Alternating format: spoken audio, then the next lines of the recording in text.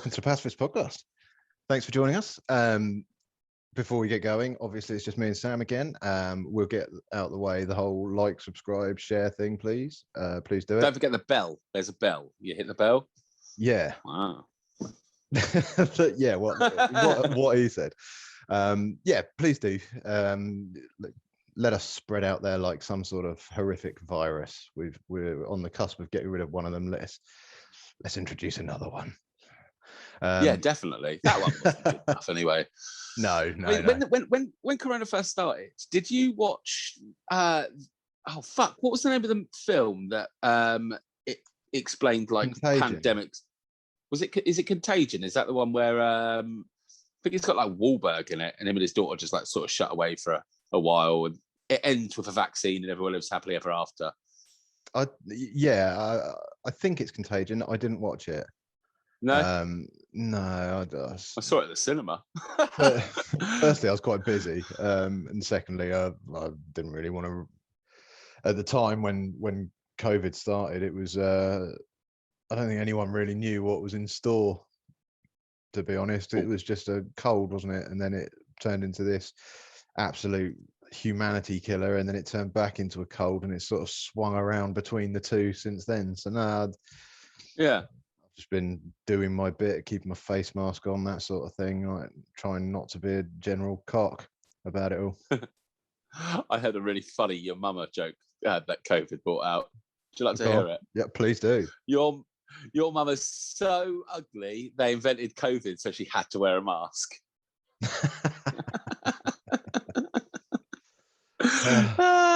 Yeah, sorry, it just made me laugh. No, but that film came out years and years and years ago, and like the week of lockdown, it went up on Netflix and it was like trending for a few days. It's like everybody watched it. I don't think that helped, like with the fear. No, I don't think so. No, but yeah, there we go. Not doing a whole show about COVID, but obviously. Well, I don't know. Oh yeah, we're like and share. That's where we were. Oh yeah, that's what that was we were it. That's what we did. We're getting out of control. We're going out of control with these tangents we're going on. Yeah, well, this whole show's a tangent, isn't it? Pretty much, yeah. We obviously, I think we mentioned it towards the last of the last podcast. Yeah. We had an idea for a show about soundtracks and everything like that, and then one thing and another. We've both been quite busy this week, and no posts were put up about it. So we're gonna just do a slight tangent show tonight, aren't we? Yeah, we're going to do the soundtrack to your life, or whatever we decided that we're going to call it next week. Yeah. But just been too busy. Hence the reason there's been nothing on social media, with the exception of one slight dig at you, Moshe. Yes. In fact, I'm starting to really regret this whole dreams thing as well, because that's not painting me in a great light. I would just like to say, at no point have I ever been interested in or taken part in any kind of incest whatsoever, dream or not. Is that true though? Is that true? Yeah, it is. It's not a disclaimer I thought I'd ever have to make that, but here I am making it. Fuck. Okay. Well, I mean, you do live on the Isle of Wight. I live here. I wasn't born here. There's a difference. Yeah? You were born here. Only slightly. Yeah, I know. My kids are whenever they do anything weird, I'm like, oh God, you can see the Isle of Wight in them.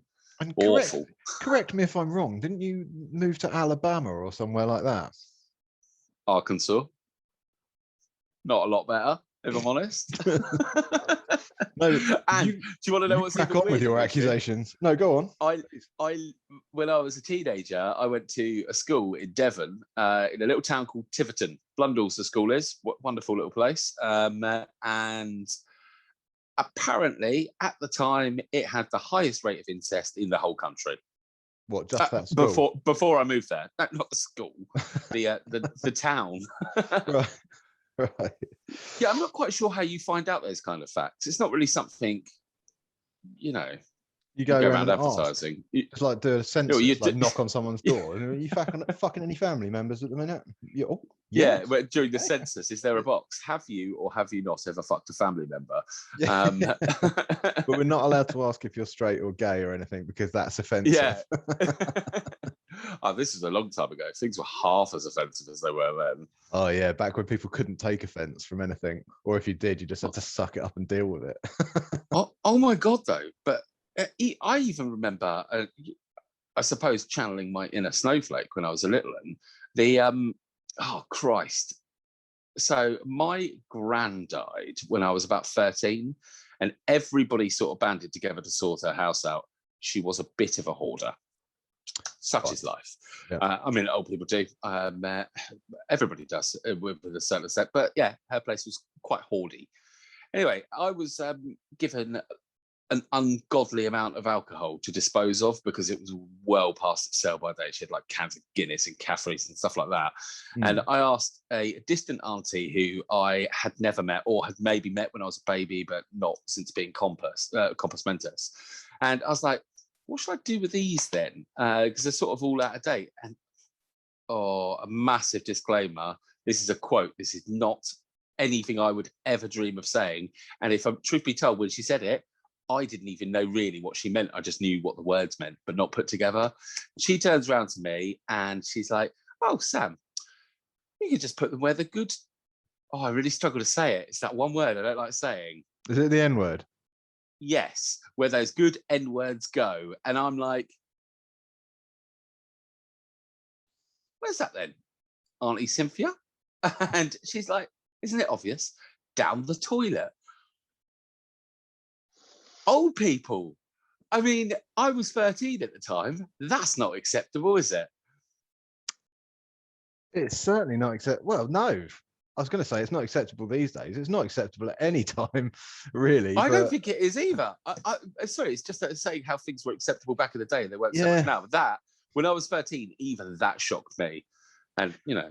Well, there used to be, I don't know why I know this. It's my inner haberdasher coming out. But there used to be a colour of wool called N-word black. Okay. No, so brown then? Well, no, I think it was actually black. But yeah, well, that's stupid. That. Well, I didn't make it up. I mean, do they have a gentle shade of mocha that they call half caste? I don't know. Are you allowed to say that nowadays? I don't understand. I don't fucking know. I know I can't say the N word, isn't it? Well, yeah, that's fairly. We're allowed to say cracker though, aren't we? Yeah, but that's us. We're allowed to. It's like how gay people can call themselves fags and homos. Yeah, no, that's good. Are you? Oh. That raises some questions, doesn't it? Anyway, actually, do you know what? Sorry, saying about fags. When I was out in America, I went back out there in my 20s. I've definitely mentioned this before, but the first night I was there, my old dear introduced me to her next door neighbour, this guy called Keith, who's a proper redneck. I mean, I don't think I ever saw him with sleeves on. I don't think I ever saw him with shoes on. Crocs. Oh, no, I lie. I saw him with sort of like boot welly things on when we went fishing. But yeah, the first day I was there, I was having a beer with him on the porch. I was like, oh, hang on, I just need to go get myself a fag. His face. He didn't know what the fuck to do. Yeah. It's worse if you're asking someone for a cigarette out there, you know, excuse me, mate, can I buy my fag? Maybe, but not me. They say, wow, boy, you got a pretty mouth. I mean, oh, fuck's sake. Yeah, anyway, super digress there. It wasn't even not even close to what we want to talk to you about this week. No, but here we are talking about it anyway. So yeah. So TikTok. Should we just say briefly that this show will contain spoilers? There's no way it can't contain spoilers. It won't do for the first part, and we'll give plenty of notice, but we want to talk about a film that's come out recently and some theories surrounding that. We can name the film. That's not a spoiler. Although it's a spoiler for the episode, Mushu. Let's people read the description. In which case, they'll be like, oh, they're going to talk about Army of the Dead. Oh, I let it go, Mushu. I talked about the day. No. What? Working with I've ruined amateurs. it. Working with I've ruined amateurs, Christmas. Yeah, but there will be spoilers in this show. This first part, though, I think is well worthy of talking about. So do I. I'm so glad you feel this way. Right. My friends who don't listen to the podcast at all have been getting super pissed off with me because obviously I'm uploading shit to TikTok now. And when you upload shit to TikTok, you kind of get sucked into a little rabbit hole of TikTok. Anyway, I stumbled across this video, which I sent to Mushu, really hoping that he would react the exact way he did. And, well, should we just show the recap video? Well, I think if we run through this, through the basics first, and then we'll let him explain it, just to give a bit of context. Because it makes sense then, won't it? Yeah, I think anyone that's watched this for a little while now will know that we love a conspiracy, we love a mystery here, we love shit that gets you thinking and gets you questioning life and all of that sort of stuff. And this is certainly one of them. This is one that made my arsehole pucker a little bit, mate, if I'm honest. It's genuinely like he's living in a fucking horror movie. Yeah, because it's so unknown. It's basically his name is Ham City NR2. Ham City NR2. That's exactly right. Ham City NR2. I wrote it down so we could give him his credit. Almost like I'm reading it from a screen. A screen, not paper.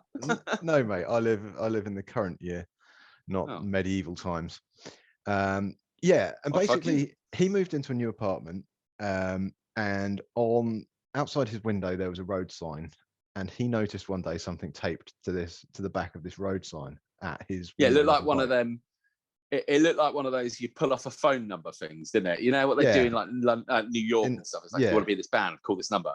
Yeah, or babysit and call this number, and you tear the tab off and away you go with the number. And I'm assuming you end up with just a pocket full of fucking tabs with numbers on them and no actual clue as to what you're fucking calling anyone about. True. Or murdered children. But yeah, it looked like one of them, and it had just nonsense on it. And he'll explain that, so I won't go too far into that. Yeah. Well, no, it had GPS coordinates, didn't it? It had GPS coordinates because he went to the location. Yeah, but it had a lot of coded words on it and stuff like that as well, didn't it? And oh no, you're right, it did.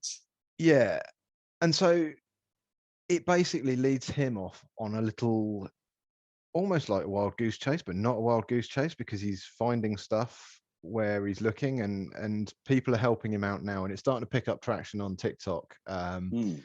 And it's got a lot of people following, and a lot of sort of the internet sleuths are following it, and they're trying to help him solve things as well. And it's genuinely quite creepy. I don't think we need to explain more than that. We can probably let him do it, can't we? Yeah, let's roll the clip, because I mean, this is so there's about 20 little TikToks, and they're only out a minute long, so it really wouldn't take you long to catch up. But halfway through, he did a little recap to explain what's gone on, and then since then, there's been like another 6 videos. In fact, he dropped one 2 hours ago, but we won't show that because that's for him. Yeah, and us. Right, so here we go. This is Ham City NR2. Bear with me. So there seems to be some confusion about where we're at with all of this right now, so I thought I would try to summarize or recap real quick. I might do this every now and then if necessary, I might not. So here's everything that's happened so far and where we're at right now. I found a note with some GPS coordinates. I went to the coordinates and I found a tape. I went back home, I browsed for a VCR, allegedly had someone watch me through my window in the background, but that's creepy, that bit. Bought a VCR, did a live stream where we watched the tape, which contained Morse code that translated into the words acetin, which is also a word on the first note, and Nobel, as in Alfred Nobel, whose face could also be seen in the video. Yeah, I wouldn't have noticed that, would you? Someone here on TikTok took a screenshot of the note and rearranged all the letters. And managed to create this floor plan, which I then recreated again, which turned out to be the floor plan of my apartment. furniture. Creepy. The following day, I came back from grocery shopping to find a package hanging on my door. The package contained a cassette deck. Inside the cassette deck was a note that said, "Let some air inside." Eventually, with some help from you guys, I figured out that I was supposed to check in this air vent, and yeah, someone had shoved the tape in there. The tape had Bitly written on it, and it contained these weird sounds. Some smart people on here figured out that the audio, when viewed in a spectrogram, revealed letters. These letters, when combined with the Bitly URL, took us to this video, which had this scrambled image in it. They managed to rearrange the image, and some of these codes have been cracked, and I think some have not. That should be about everything so far, and with that out of the way, I have some developments.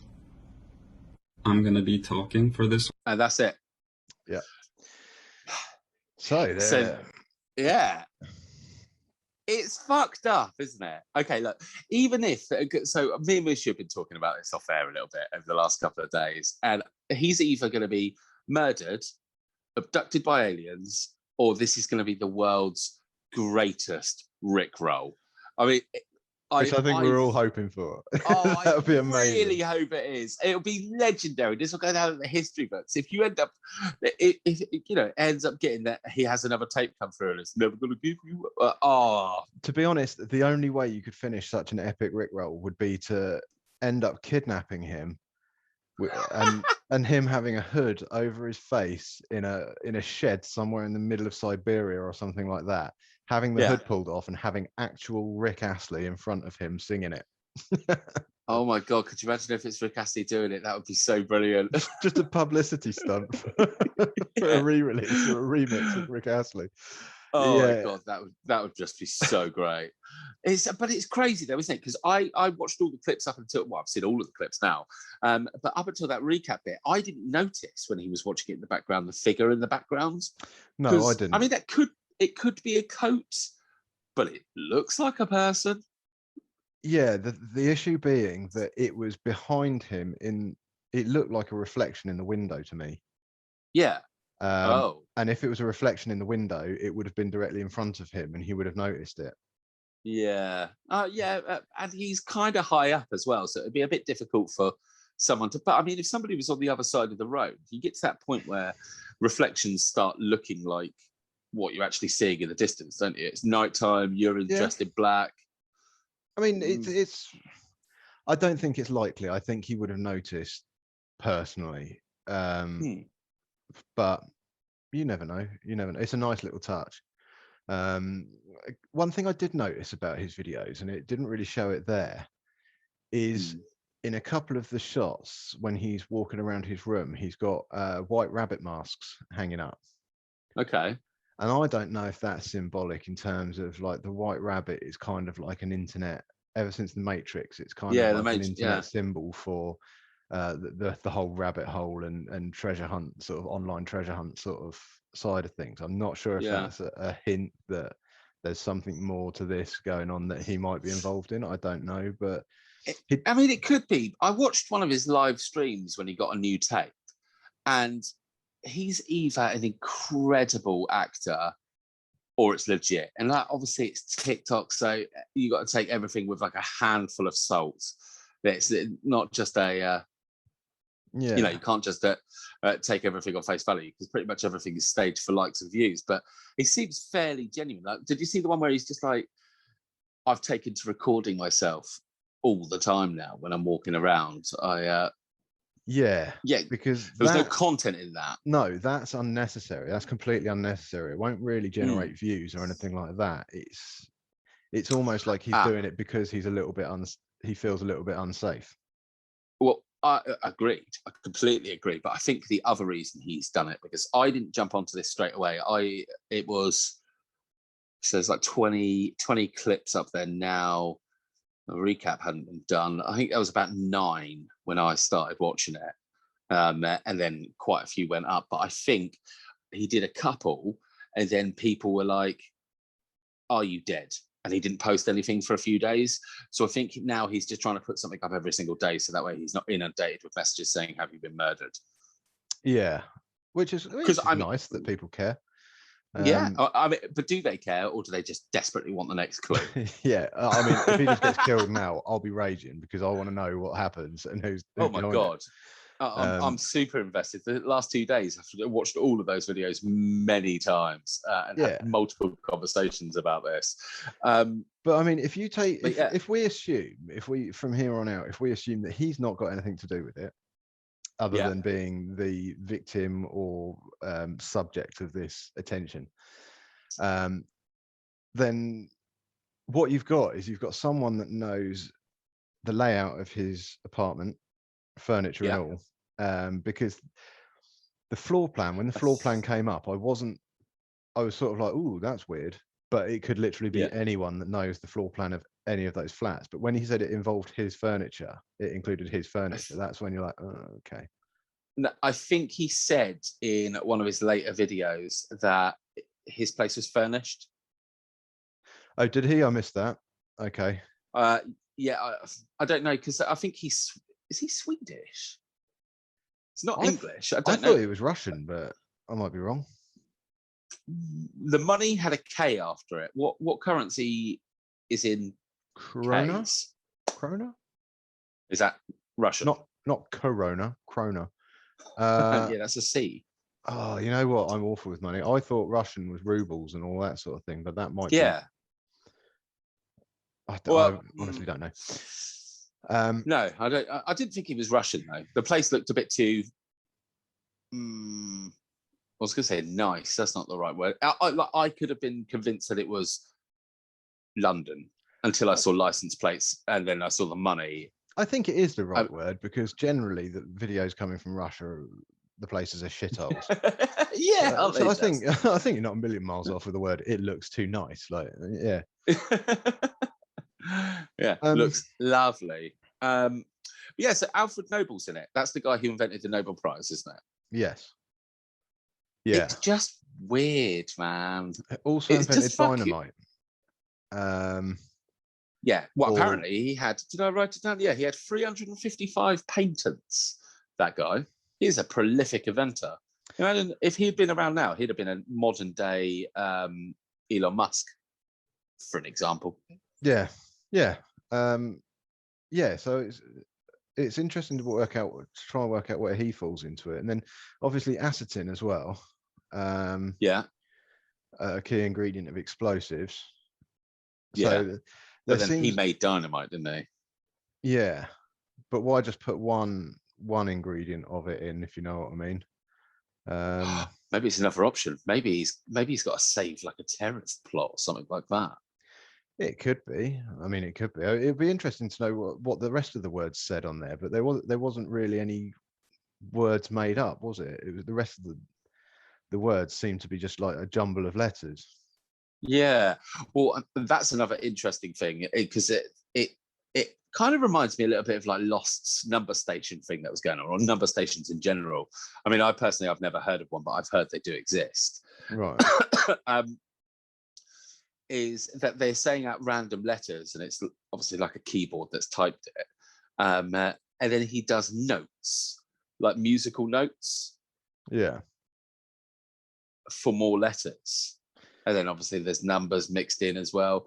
I don't know enough about any of that sort of shit to be able to work anything out. But that's what I wanted to say.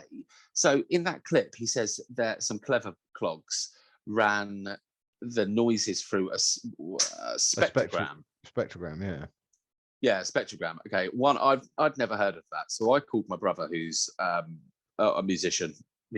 He's very, very educated in the field. Yeah. And I made him watch this video. And then I was like, watch this and then call me back. I want to chat to you about it. And he called me back. He's just like, yeah, watched it. What do you want to know? And I was like, I don't understand what a fucking spectrogram is, and how you can make noises show up as letters. And he's like, and then he rewatched the video so he could see the bit that I was talking about. He's like, yeah, it's kind of hard to, he said it's really difficult to create a noise specifically it's not like you could just draw an R and it would make a noise. What you'd have to do is run it through certain programs. He told me the name of these programs, but it was like hearing Latin. I didn't understand any of it. He's like, you would then remove certain frequencies so it forms that shape in the. You saw what it looked like. It looked a bit like a graph, didn't it?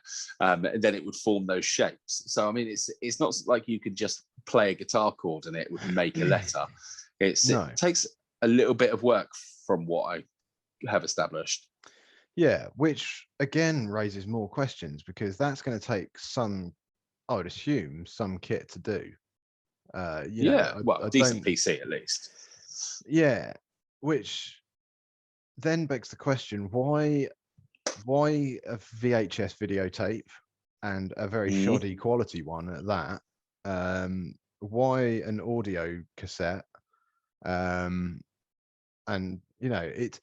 why not put it all on a disc or something like that? Is it done for theatrical value? Is it because these things have been around for a while and it's getting passed on from person to person or something along those lines? Oh shit! Like the Ring. Yeah, I mean, is it one of these urban legend things? I mean, at this point, you just don't know, do you? But until he gets murdered by whatever. He's just found scared to death, cause of death, fear. Yeah, absolutely just terrified. But there's another thing. If he wanted to, if this guy, if Ham City wanted to sort of look into this at all,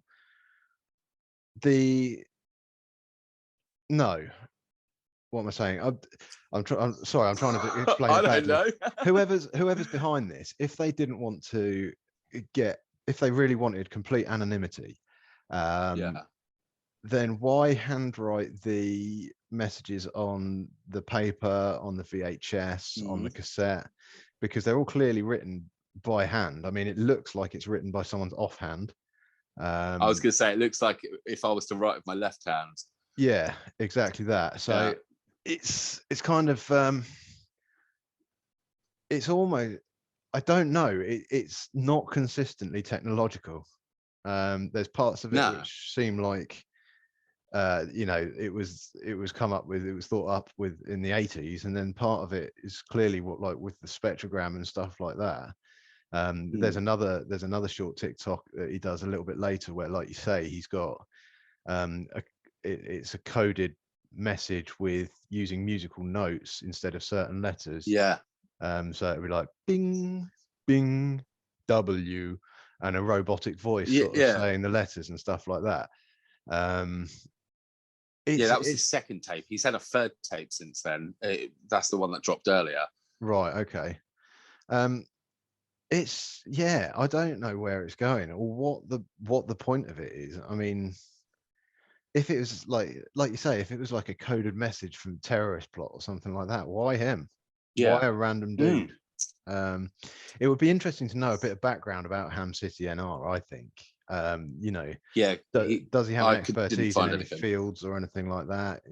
Because if he's a nuclear physicist or something like that, it brings up a lot of different questions than as if he's a hot dog salesman. Well, I think he's a musician.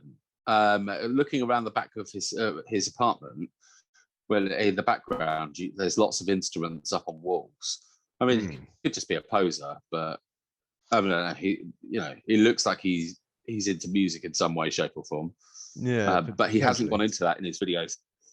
No, I mean, the thing is with anything like this, there's so many unanswered questions that information that you could do with knowing, which I think would clear things up a little bit. But okay, and put yourself in his shoes. You find a note outside your place. It's got GPS coordinates or a telephone number. What do you do? Would you call it? Would you go looking for those GPS coordinates? Yeah. You would? I mean, of course I would. Yeah, I'd really want to know what was going on. I think. The thing is, I'd probably see it and just walk on by. Yeah, maybe. I mean, that's the thing. Like where he pulled the note in from the window in the first place. I don't know if I would have done that if I'd seen something just sellotape to the back of a sign. I mean, the sign was very close to his window. That's true, and it was quite prominent. Mm, So it might just be a case of like you've been staring at it for a couple of days, and then you're like, well, I wonder what that is. I'll just have a look at it. Yeah, potentially. Yeah, then you see it. But also, they so the chats are really good to read on its page because everybody's trying to solve it. They do the exact same thing that we are. We're just talking about it over and over. Yeah. But they think, I mean, the hive mind that is the internet, that whoever's doing this is definitely watching his TikTok channel. Oh, for sure. Okay. Now, I know it's not specifically trending, but it's gained a lot of weight over the last few days. I mean, when you look at the view counts on his videos, yeah, particularly ones where there's a puzzle to listen to, those have got shitload of views. But yeah, that it's gained quite a lot in the last few weeks. But I would presume that this person's been watching it since the get-go, because as the days have rolled by, what's been happening has been increasing in frequency. Like there were a few days in between when nothing was happening, and now all of a sudden, you know, he's getting 200,000-300,000 people watching his videos, and dead curious and commenting and sending him messages and helping us solve these riddles or clues or whatever you want to call them. That this guy would have had to find him in the first place. Yeah. So do you think maybe it's somebody who knows him? Because the first thing I would do, if I found that thing, and if I went to the effort of going to the GPS coordinates and then buying a VCR, because again, if I just found some random videotape in a rough area, in roughly an area, I'm not convinced I would pick it up and take it home. If I'm honest with you, Mushu. I think I would again if random coordinates that had come into my possession took me to somewhere and there was a videotape, I think that I would have to watch it. I'd have to see what was on it. Okay, if it had, because I think the videotape did have writing on it, didn't it? But nothing, just like a letter or something. Yeah. And it did sort of match the piece of paper that was stuck outside of his flat, I suppose. I could get on board with getting to the point where I'd be like, okay, maybe I'll buy a VHS player and we'll see what it's all about then. Yeah. But yeah, I'm not convinced I'd get to even that far, mate. I definitely would, for sure. Yeah? I'm a sucker for things like that. I love a good mystery. I love a good treasure hunt and stuff like that. And the thought of it happening to me would be, oh yeah, I'd like that. I'd be all over it. Fair enough. But yeah, I think you come up with an interesting point there, and like, does he know the person? Because if you're going to that much trouble, or if I was going to that much trouble to do this to someone, to create something like this, I would want to be involved in every step of the way. I would want to see his reactions. I would want to see how he solves it, whether he's getting on well, because that's how you plan in the next step of your treasure hunt. Is like, you could do it and you'd be like, oh my God, this guy's thick as shit. I'm just going to have to write it on a big bit of cardboard and stand outside his window, like, with the answer. Air vent, not the window. Yeah, that sort of thing. So you'd want to be involved, and you'd want to be looking. You'd want to be constantly monitoring the situation. And it's been going now for him for what, weeks, isn't it? Yeah, I mean, I imagine it's been going for him for a lot longer than the TikTok account says, because going back to why I think it's somebody he knows, if something like that happened to me, if I found some coordinates and I found a tape and then I watched the tape, and obviously I'd film it on my phone, I'd be like, fuck me, Mushu, check this shit out. And I'd send it to my other friends, and I imagine they would be like, put it online, let sleuths work it out. Yeah, you'd probably say that over my friends. They'd be like, well, I can't have that minute back, thanks. Yeah, I fucking hate you, Sam. Stop doing this to me. yeah. I've been getting a lot of that lately. Yeah, so it's obviously been going on for a fair while. And the thing about surveilling someone, with any surveillance, is the longer it goes on, the more and more likely it is that you're going to get rumbled at some point, especially with how paranoid he's getting. There's one video where, as we said, he didn't put up any content. He was filming himself on a train, out and about, walking around in the rain, saying like, I've had to get out the apartment because I'm scared. I feel like someone's watching me, and all of this. If you're that paranoid, you're going to be looking around every single person you see. You're going to be clocking them, thinking, is it them? Is it them? Is it them? So to watch someone constantly like that is either impossible, or you would need access to either multiple people to surveil, or CCTV, access to the CCTV infrastructure of whatever city that is. Or you hack his phone. Or or you it's bug got to him. be easier than all of them. You know, I've seen footage of people doing that sort of shit. Yeah. You know, but again, you can look then you're through like, if you can hack a phone, why are you sending it? Why are you planting VHS tapes in the middle of nowhere with shoddy handwriting on them? Yeah, or posting cassettes for his letterbox, because he's put security on his door now, hasn't he? He had a broken peephole.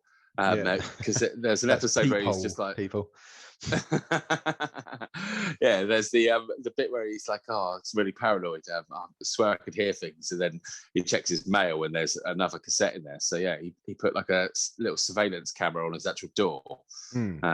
No Ring doorbell though, I'd just like to add. I mean, I'm not a big fan of those, but clearly from a surveillance point of view, they are handy. Yeah. But that's yet another interesting question. Is like, in one of the TikToks, he says, "Oh, I didn't sleep well at all last night. I had a feeling that there was someone outside the door all night, but I couldn't check because the peephole was broken." The great thing about doors is they open, right?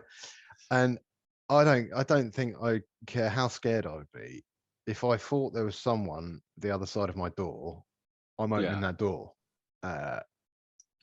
Regardless of what, I might well be armed with something, but I would still open that door and have a look outside, or go down on floor level, look underneath, you know, see if you can see anything underneath the door or anything like that. If there's someone out there, you see the bottom of their feet.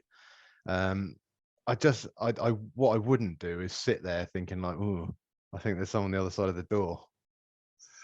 I mean, I could see how that could happen though. Imagine that you've been dealing with this for a month, just say, okay, and it's starting to freak you out. You've been watching this video every single day, trying to work out what the fuck it's about. You haven't taken off on TikTok yet, so you don't know what the fuck is actually going on. There's nobody giving you any kind of crazy answers or running things through spectrograms. And then all of a sudden, you've got the fear because you hear someone come into your building, but you don't hear them go into a flat. I mean, it could just be the previous tenant. It could literally just be the person who lived there before. It's, you know, he knew the whole layout of the thing, where all the furniture went. I mean, he also could have just looked through the window because he doesn't seem to have his curtains closed, does he? No, he doesn't. He doesn't close his curtains a lot. No. I mean, if I was paranoid, my curtains would be shut. They'd be completely shut.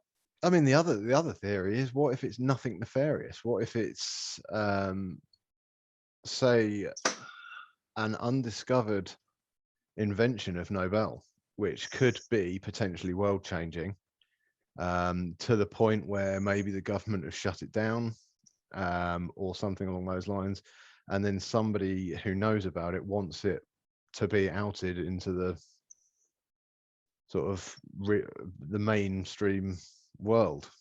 Yeah, I mean, the possibilities that's are endless. Reach. I mean, that is as much more than anything else. You know, because if he's going to get murdered, there's a lot easier ways to murder someone than go through all of that trouble. I mean, but if I was going to become a murderer, this is how I would fucking do it, Bushi. It's like the ultimate Jigsaw, isn't it? He doesn't put you in a situation where you've got to hack your leg off so you can pull it out of a fucking handcuff. He sends you on a scavenger hunt worthy of Ron Swanson. I mean, it's like that good. The problem with that, clues is that the more disturbing it gets, the more likely he is to go to the police and to attract police attention, which I would imagine as a serial killer, police attention is probably not what you want to do before you've actually done the killing. Well, that's true. Yeah, okay. I agree. That, but I mean, what are the police going to do? So far, he's had a letter No, not a letter. Oh, So far, he's gone to some coordinates that weren't inside his property. He picked up a cassette that didn't belong to him. Okay, he did have a cassette player put on his door handle and a couple of cassettes put through his letterbox. even then, it's not an offence because there's nothing offensive on them. No, I mean, they're creepy, though. I mean, the fucking noises. Oh. You know what? I didn't find them that creepy. They just reminded me of an old Spectrum 1 to 8K loading up. Yeah, If fair you enough. remember that, that sort of noise. As man, oh my god, that's something else. I wonder because you can put other things on cassettes, can't you? Didn't even fucking think about that. Cassettes hold audio, but in the old days, Spectrums, Ataris, data. things like that. Yeah, Yeah, they can hold data as well. yeah. Ooh, I wonder. Oh, I mean, it's just fascinating me, Shu. I mean, it's driving me mad. I just want to know about it. Yeah, or there is the potential that this is a new form of modern art that no one understands yet, and this is someone building up their fan base before they've even outed themselves as an artist or something like that, if you know what I mean. If he does that, I will be unfollowing faster than you can imagine. If he's like, I'm not oh, saying kidding, necessarily guys, him. listen to my new hip hop. Not hip hop, would it be electro? Yeah, I'm not. X, Y, 2. No, I'm not saying necessarily him, but like, it's quite a good way of just using him as an innocent pawn to drum up some massive following, and then like, I don't know, he goes to a warehouse somewhere and there's like a Banksy-esque style bit of graffiti on the wall or something like that, and it's like, oh look, this whole treasure hunt's just led to this thing. Who is this mysterious artist and all that? It's a great way of drumming up a bit of publicity. Very true. You know, I'm too cynical to go down the whole it's some kind of demonic force or something like that. Or no, it's a person, isn't it? It's got to be a person. Yeah, it's just what their fucking game is. Stupid thing to say, that of course it's a fucking person. it's not going to be fucking cats. One of those black and white fish. Maybe it's a like induction into working for the Nobel Prize Committee. I mean, you've got to solve this crime in order to get the job.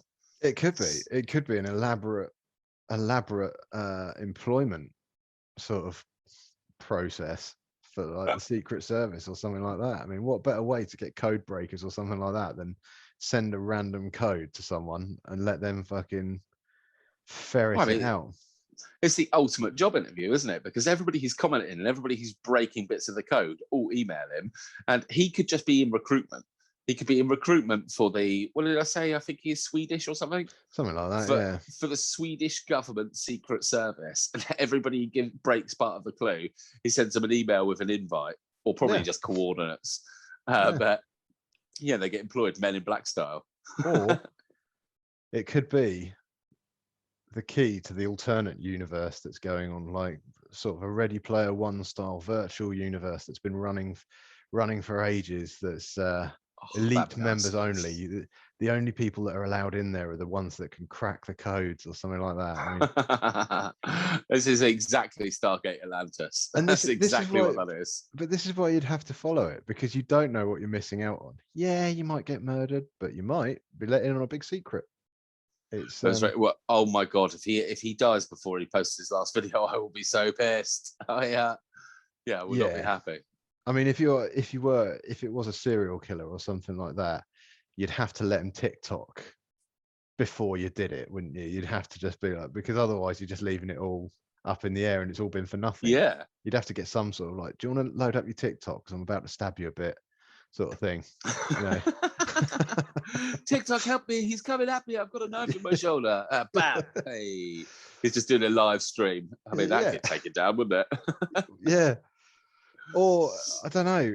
What about the other thing that crossed my mind was, could it be marketing for a film or something along those lines? Do you know what they did? They did a very similar thing with the original Blair Witch Project. They did. They had no advertising budget whatsoever. It was one of the first films to solely advertise on just the internet until it was like release date. Like I can think of a couple of others that did really, really good teaser trailers way, way, way in advance. But the Blair Witch really did have an aggressive campaign, and it was incredible. And you're absolutely right, Mushu. This could be. I mean, it feels like a fucking movie. You watch it, it feels like it's a short movie that would be padded out with, I don't know, his relationship breaking down or him losing his job because he's just going crazy trying to solve all of this shit. But it just feels like a real truncated version of a wicked little creepy ass horror film. Maybe it could all be a build up to suddenly we find out he's going to be the main character in this new film that's coming out, all about spies or something like that, or all about some global conspiracy. Yeah, something like that. I mean, it's at this point in time, it's just frustratingly vague. Yeah, it's creepy. I like the idea of that, Mushu. I really hope that is it. That it's just a really quality advertising campaign for like, I mean, some Sun House movie. Or it would piss me off beyond belief, but at the same time, hats off because it's got a lot of people talking, and I'll probably watch the film off the back of that. To be fair, fucking right. But, I mean, I've been telling everybody about it. Everybody I've literally, that's all I've been talking about. Oh my god! Have you seen Ham City 2 or whatever his name is? Ham City LR2. But definitely, we definitely want your guys' opinions on this as well.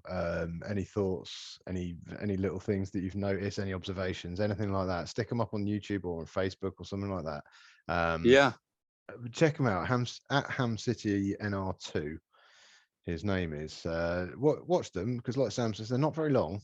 They're only like 30 seconds to a minute long each. There's about 14, 15 parts up there now. I think might be up to 16, 17 now. I don't know. And let's we can revisit this. I think it is something that we will be revisiting a few times, like as more information comes up. Damn straight. Unless we get rickrolled next week, we'll definitely be bringing it up again.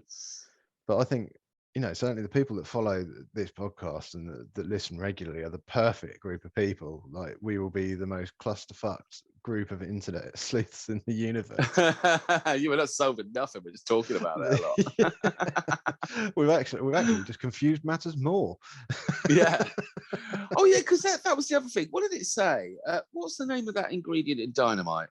Acetin. It said acetin along the top, but there were other letters that weren't used along the top. Do you think maybe there's that whole, how people see faces on Mars? Okay. But as humans, we're like predisposed to actually seeing faces where there aren't faces. There's just because that's what we come to reckon. Yeah, I can't remember the name. That's why I tried to describe it poorly. But there's also that with regards to the letters, isn't there? It's like, it said this, but not all the letters were used. And it's like, well, that's not really how anagrams work, is it?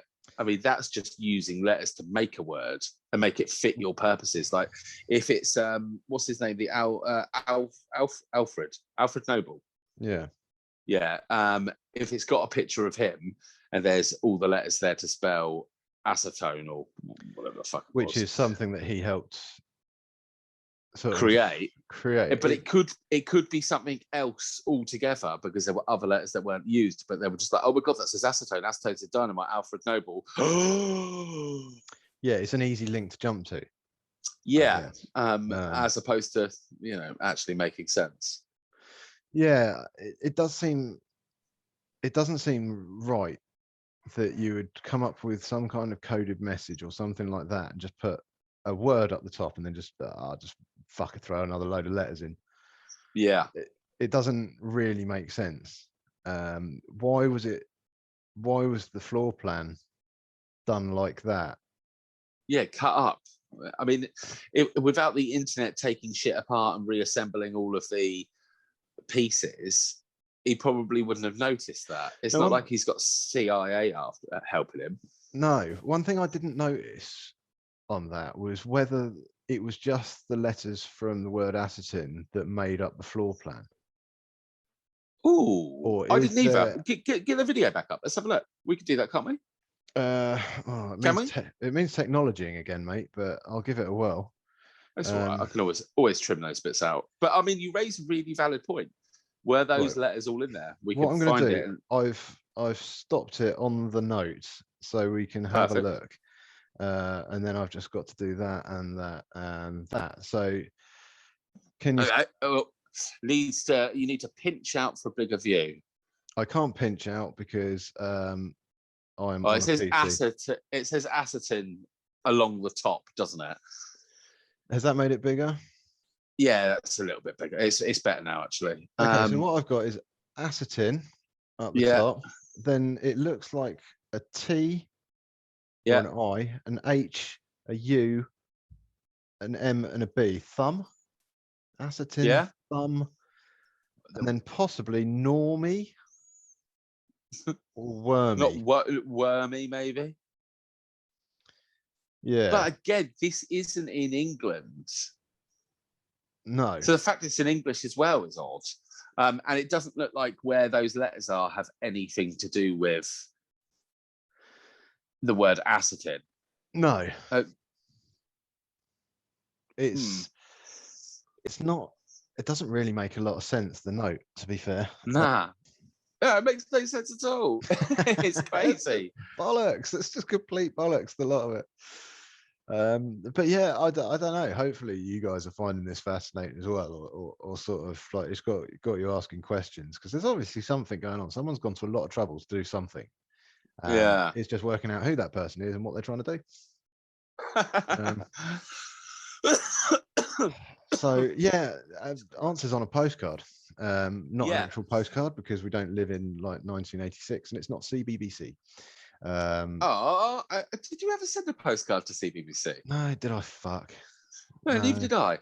I can't imagine how. Well, I mean, somebody must have because they were always fucking doing prizes and shit on Blue Peter, weren't they? Well, I'm really glad. I was always that kid that wanted to enter competitions but never did because my luck would have had me sitting on fucking Jimmy Savile's knee wishing that I could. Can you fix it for me to meet Rolf Harris? That's my luck. So I'm seeing it that I've dodged a bullet there by not getting picked for it or being too lazy to enter anything like that. But no, I've never sent a postcard. I always wanted Jim to fix it for me. I never saw a lot of it as a kid, but I remember seeing one where this little girl who, let's face it, he probably fucked, she was just like, oh, can Jim fix it for me to get an upgrade in my bedroom? It was so much creepier. He's like, well, sure, I can. And he puts like a security camera on the outside of her door, a thumbprint lock, which you know he's tuned into his own thumb. He's the only one that can unlock. Yeah, from inside and out. It's got big bars across the door. Yeah, and he's got like TVs and VCRs. This was all like way back in the very early 90s, so all of that shit was quite expensive and not commonplace. And I remember seeing that and I was like, oh, I want that so badly. And now I realise the price. I still want it badly. Would have been worth it. Totally worth it. He didn't want me. He was horrible. He had weird ones, didn't he? Like he like disabled kids and stuff. What the fuck? Where does that come from? I don't know. Where the fuck does any of it come from? Like, you get yourself into a position of like relative sort of. I don't know what's the word. I really don't know. I can't even fathom where you're going yet. But at the time, he was quite revered. He was quite a revered TV personality. He pretty much could have done a lot of whatever he wanted to do.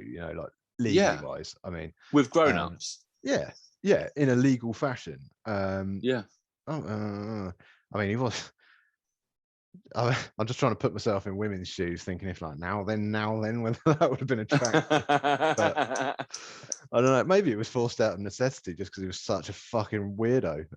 He really fucking was a weirdo. It's but to so throw it gross. all away for doing something so fucking depraved, I've just got no idea how the human brain works when it comes to that sort of stuff. It baffles me. I mean, he got lucky, didn't he? Because nothing really came out until he died. Not lucky in respect to any of the fucking heinous shit that he did, because he's a dirty fucking wrong 'un. Yeah, but he managed to dodge the bullet for long enough. Yeah, and it's off the back of him that everybody started coming forwards, didn't they? Yeah, and a lot of other prominent paedophiles and stuff like that were caught. And now, Yeah, well, you could say that Jimmy Savile started the Me Too movement. he fixed it for He the legal fixed it. system to catch so many other pedos. Yeah, but he really fucking did. I can kind of imagine in, like, I don't know, pedo club or wherever they all hang out. Oh, Pizzagate, isn't it? It's a pizza place. That they're all just hanging around, and they're like, "Oh, right, what's on the news what's on the agenda today for today's meeting?" It's like, well, Jimmy's gone and fucked it for all of us. We thought we were fine with him dead, but no, now we're all in the shit, and it's all thanks to him. Bastard. Yeah, left a series of real detailed, dirty diaries, which I know he didn't. But yeah, do you think they have a pedo pool, like a Deadpool? Probably. Yeah, see, he's going to get caught next. But like Prince Andrew, he somehow got caught and got off of it, didn't he? Dirty little fucker. Well, that's what you get for. Apparently, he's got some connections, though. Yeah. Oh, what, the Queen? Yeah. I mean, I can't see that had anything to do with it whatsoever. I'm sure it was a fair and just legal trial. He's royal. This is what we do. Bring in the whipping boy. I mean, Henry VIII's son had a mate who he was best friends with. Whenever Henry VIII's kid did anything wrong, the mate he got beaten, didn't he? Oh, really? Yeah, it's like a little whipping boy. I think that might be where the term whipping boy comes from. Oh. Yeah, it's just it's fucked up. But yeah, royals. Learn something. Gotta love them. Yeah, God bless you all. Yeah, it's absolutely fucked up. Oh yeah, or maybe it was Henry VIII himself as a boy. I don't know. My history's a little bit vague. I like my history going back to sort of the Second and First World Wars, and then before that, I'm a bit sort of like, I don't know. Yeah, it was everything was black and white, wasn't it? Kings and queens. Don't ask me who was where, or why. I know Henry VIII, obviously, and he had loads of wives. Well, I don't think he's called Henry VIII because he's like, oh, I'm Henry VIII. Better make sure I get 8 wives then. Wives. No, that's what I'm thinking. Am I just saying 8 wives because he's called Henry VIII? He had a fuckload, and we could find out. But how many wives did Henry VIII have? It's embarrassing for you. I didn't do history GCSE. Well, neither did I. Oh, it's not embarrassing for you then. Here's an answer from Wikipedia.org. He had 6 wives. Would you like to know the name? Catherine of Aragon, Anne Boleyn, Jane Seymour, Anne of Cleves, Catherine Howard, and Catherine in Parr. There you go. Then I do know that he abolished, or he created the Church of England, didn't he? Yeah, he did. Legend. Get in there. So he could get divorced. Yeah, I mean, that's brilliant. Yeah. I mean, he is an outside thinker, isn't he? He's just like, do you know what? This whole religion thing keeps people aligned, keeps people relatively clean, gives them a sense of community. They all band together. But I tell you what, I don't like that fucking Catherine of Aragon. I could do with getting rid of her. And you see, this is the way to do it, isn't it? You're in a position of power. You've got all the power. Yep. Use that power to get yourself out the shit. You know? He used it for the power of good. I quite like it. C of E. C of E is all right. It's just like a sort of like a laissez-faire version of Christianity, not Christianity, Catholicism, isn't it? I wonder if Andrew tried that with the Queen. Like, can we how about a new law which lets us fuck? No. Oh. Okay, just an idea. Not saying I'm guilty. Yeah. He definitely did. Oh God. How is Prince Andrew related? Is that her son? I think so. One of her sons? Yeah, I wasn't sure. It was like a cousin or something. So do you think he calls her mummy? Mummy?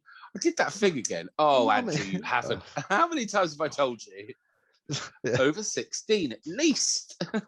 You bad boy. The alarm goes off in Buckingham Palace late at night. The little red light goes off. She's like, yeah. What's going on? It's like, Mom, I'm afraid Andrew's escaped again. Oh, fucking hell. Grab the cattle prod. Let's go and find him. Start off at the schools. Oh, fuck's sake. I mean, he's with that Epstein, isn't he? I know he's with that Epstein. I've warned him. I told him he's not to play with that boy. He's a dreadful influence. That Epstein boy, he's trouble. Give a man an island. And I heard he's been rubbing shoulders with the Clintons as well. We all know no good comes from them. Fucking, oh, he's a wrong one. And I find it really annoying that he got off scot-free as well. It's really a real piss off, that is. Should have made an example of him. I mean, I don't, yeah. No, I think you're quite right. I think you put him in the Tower of London, giving him a man in the iron mask thing, you know, with like a deaf and a dumb servant. Yeah, you're in solitude for the rest of your life. I've never seen the Man in the Iron Mask. Oh, I've just ruined it for you. Sorry, mate. Well, yeah, I won't bother now. Oh, spoiler alert. Oh, shit. Should we move away from Ham City LRT? Yeah, let's do that. I mean, I don't really have a lot more to say about him. No, because but we have no answers. We will come back, and potentially maybe when he does another recap, we might play that. Just keep up with him. He can be our unofficial sort of friend. Yeah, I was meant to message him. I was meant to send him a message saying we're going to talk about you in a podcast. I was like, okay. And then I thought he ain't going to see it anyway. We'll be dead by the time this is out. He will be. Yeah. We'll be like, oh man, we never got to work out what the noise was. Oh, we could just hijack the whole thing. Start sending him packages, which just send him to our YouTube page. Oh my God, Mushu, get the cassette recorder out. I have a cassette recorder. Why do you assume I have a cassette recorder? Just because I'm old. It's a record player, isn't it? Gramophone. Oh my God, that's the next thing. They send him a record, just an old school record, or worse, a mini disc player. I mean, where the fuck can you get a mini disc player from? I don't know. I used to have one disc the other day. And you didn't take it home and play it, put it on TikTok for us all to experience. No, because I've got no fucking way of playing a mini disc. I've literally. He didn't even have a TV or a VCR. He was using his laptop. He had to go and buy equipment, didn't he? Yeah, but I'm not going to go out and buy it. It's not like I found it like hidden in a secret stash in the middle of like Liverpool Street Station. Right? I found it. Was it like in an old pocket? Yeah. Yeah, when I was going for an old box.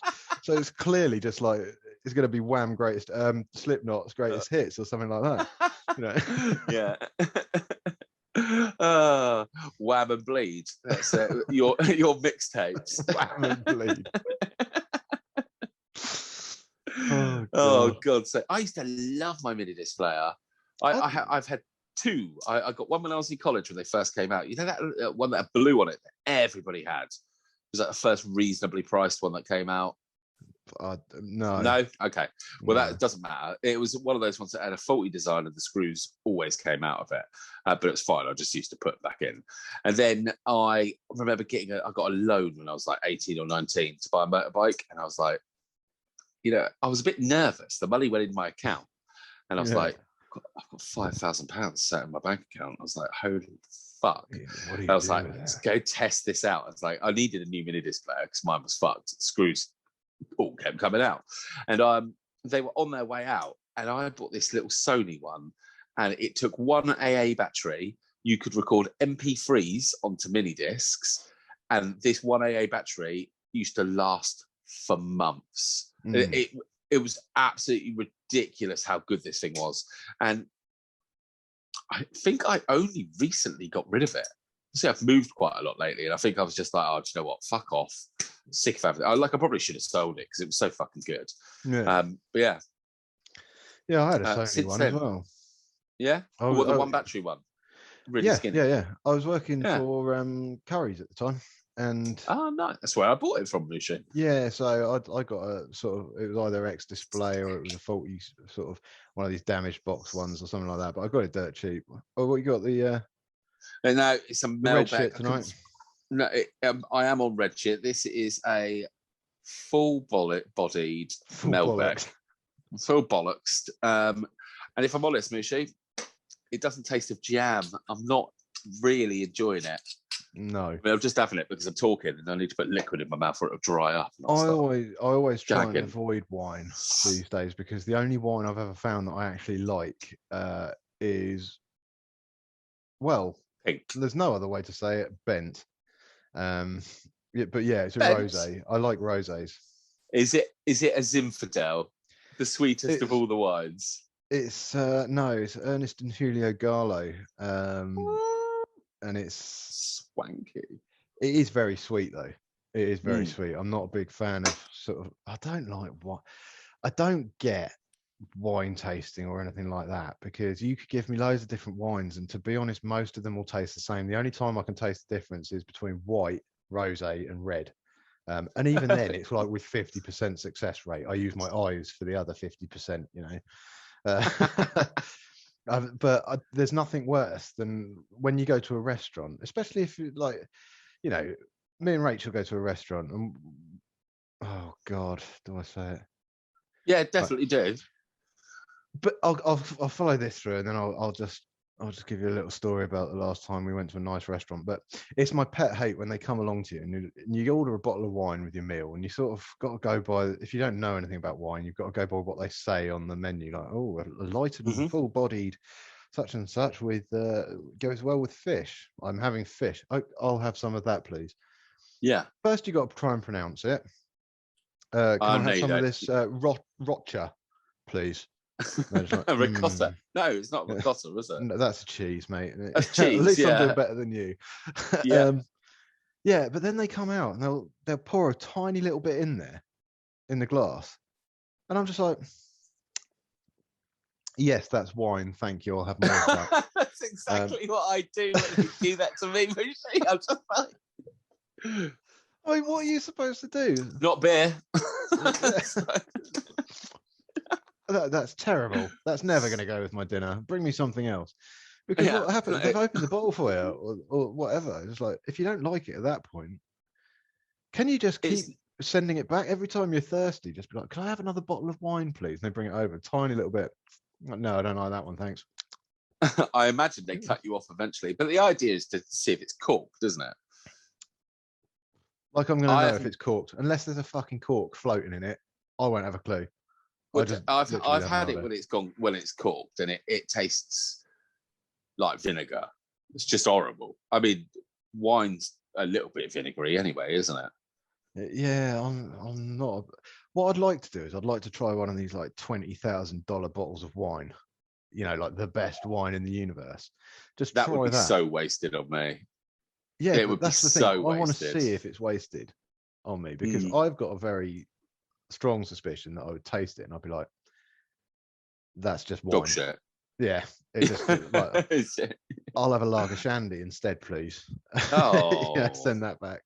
I mean, I quite like a glass of wine. I mean, it's only a recent thing, but it's more just because, I mean, if I just can't be fucked to drink 6 or 7 beers. Whereas I can't neck a wine like I can a beer, because, you know, I have a little sip. It's the same like when I drink whiskey. I'll just have it neat. I'll have something else, like a glass of water or a can of pop or something to chase it if I need it.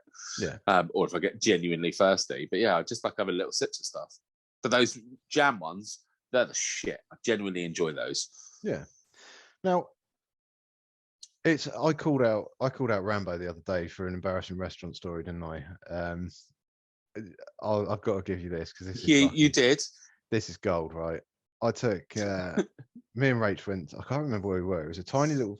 We went to a wedding somewhere down south somewhere, and it was this tiny little village. I can't remember what it's called, but it was a beautiful little village. It had like this big stone bridge going over this river. It was like all made out of stone. The whole village was made out of stone from the local quarry, so everything looked the same. Really quaint little place, and it had this really fancy looking restaurant in it.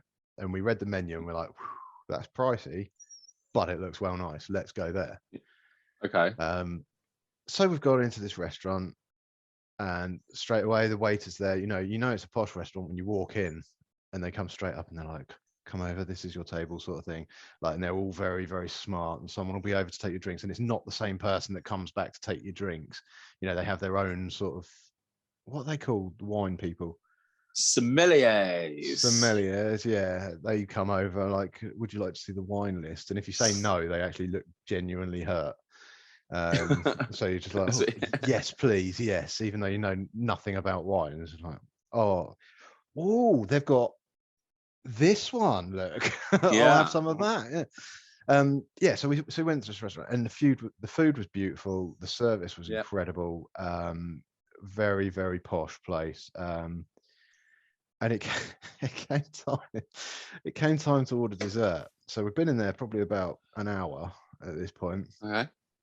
And I've reached. I can't. No, that's right. I looked over at one of the paintings on the wall, and Rach was sitting opposite me, and she's like, "What's on your head?" I was like, Oh no.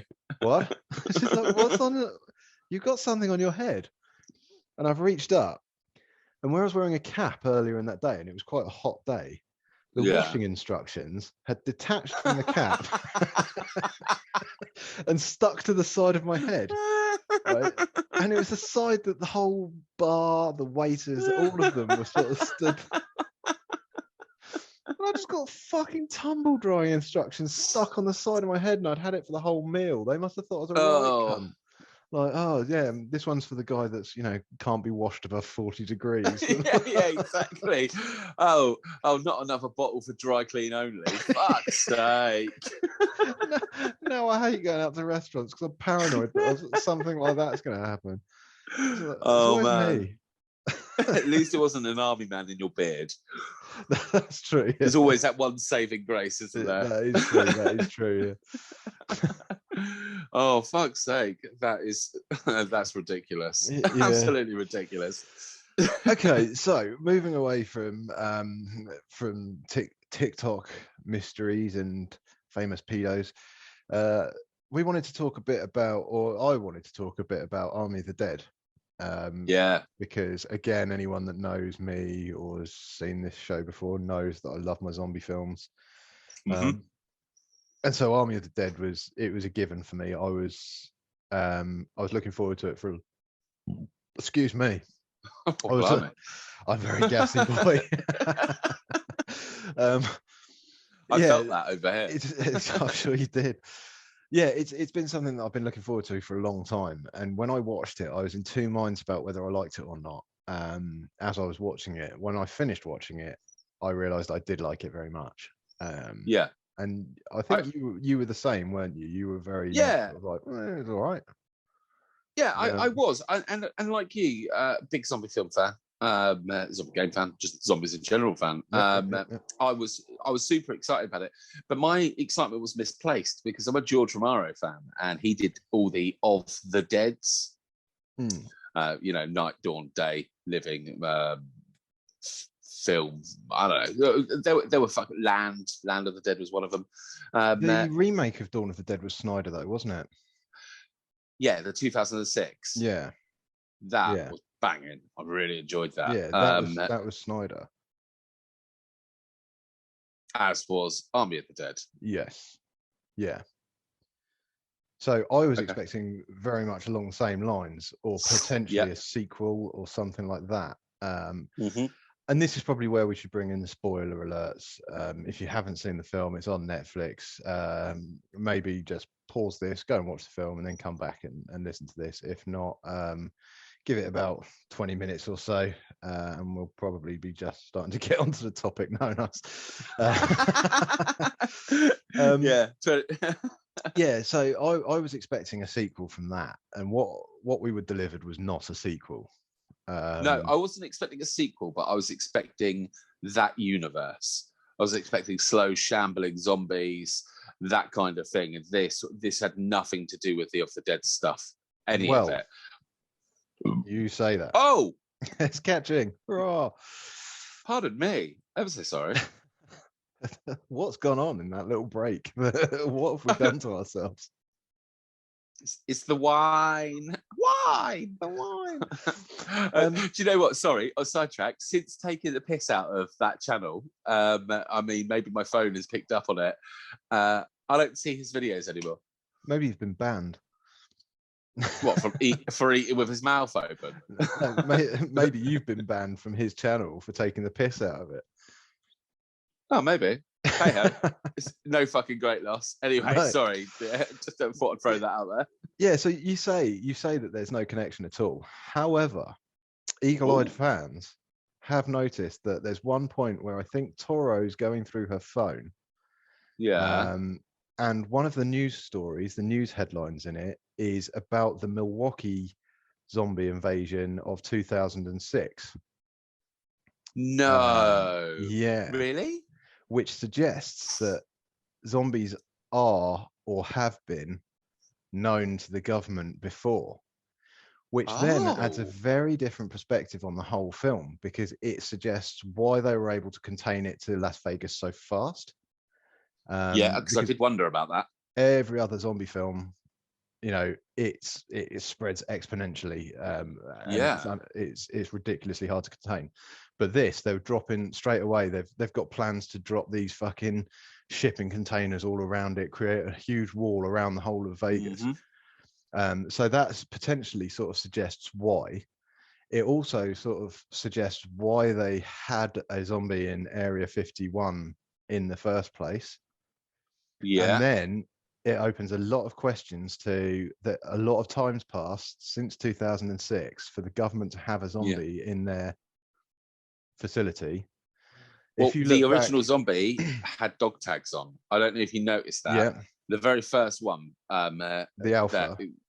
The Alpha, if you will. Yeah, he was wearing dog tags when he first escaped his box. Just to say, he's been affectionately called Zeus by the fans. Oh, I like that. Now, the Alpha was the one who had the hat on, right? The Alpha. I didn't think that was helmet. him, actually. Was he Alpha? Yeah, he's the prime Alpha. He's not actually an Alpha. He's something else. The Alphas were the ones that could think. Yeah, because and cognitive, I don't think works in the way. Yeah. No. Because I wasn't sure if he was the main dude or if he was one of the first ones that he changed. Where he was the main Spartan dude. helmet on. Okay, cool. Yeah. Now, as I say, a lot can happen since 2006. If you follow the original of the Dead series, Night of the Living Dead, Dawn of the Dead, and then Day of the Dead is set inside an army camp. Yeah, but Day of the Dead specifically set inside an army camp where they've managed to capture, and they're trying to train a zombie called Bob. You're talking about Bob. Yeah. Oh, Bob. Now, if you think potentially that you put all of these in the same universe, in the same canon, they could have been. It would make sense from the Dawn of the Dead films. They've captured a zombie in some sort of military encampment, Area 51, say, and since 2006, they've been experimenting constantly with trying to weaponize, basically, the zombies, and hence why they've got this Zeus that they're transporting right at the beginning. He's potentially the first prototype of a successful weaponization.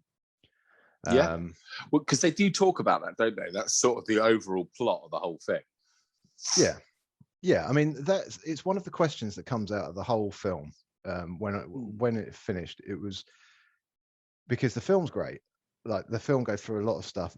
On the surface, it's an action film. It's a zombie action film. But afterwards, you're left thinking, why? Like, why were they transporting him? Who was he? What was he? You know, why the military got him? Where were they taking him? Where was he going? Was it a planned thing?